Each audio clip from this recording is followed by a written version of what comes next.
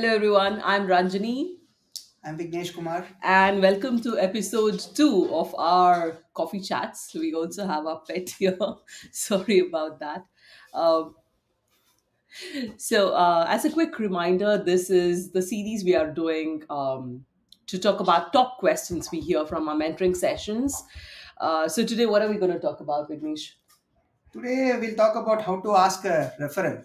I think that's something that keeps coming. So why not talk about that?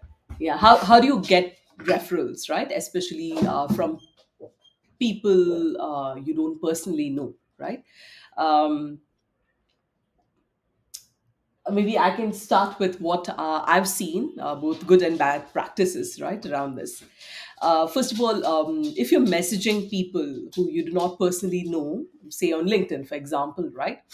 Um, One way to stand out is if you've engaged with their content. Usually, if someone gets like 10 different DMs, you tend to respond to people you have already engaged with or you personally know, right? So unless you know someone personally, it's very likely that you may get caught up in the flood of messages. So one, engage to kind of stand out, especially with people who you don't know at all personally, right? Two, don't say hi and wait. It's people tend to think it's similar to like knocking onto the door and saying hi and then waiting for a response.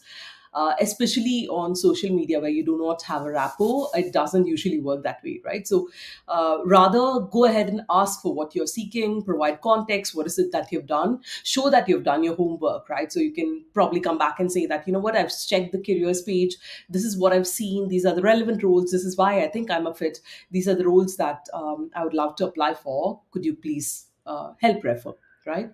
um, and finally, do not pass the baton to someone else. What that means is, I've come across a number of times where someone would just message you saying, you know what, I'm interested in so and so and so. Can you check my profile and see whether I fit in, right? That person doesn't know you. Unless they do, it's very hard for someone to make a judgment about whether you would fit in a particular skill set or not, right? So, and plus you're passing on the homework to someone else who doesn't necessarily have a personal connect with you. So do not pass on the baton. Do your homework up front and then help them help you better, right? So those are my three. Vignesh, do you have any other points to add to this? Yeah, I think pretty much few of them align with yours. So I had 4 points basically to talk about. So one was research on the role. It's very very critical that you understand what is the role that you're applying for. Please do not like reach out to a person without knowing which area you want to apply, which domain you want to apply, what type of roles you want to do. These are critical things that you need to be aware of. Number two, research the fitment.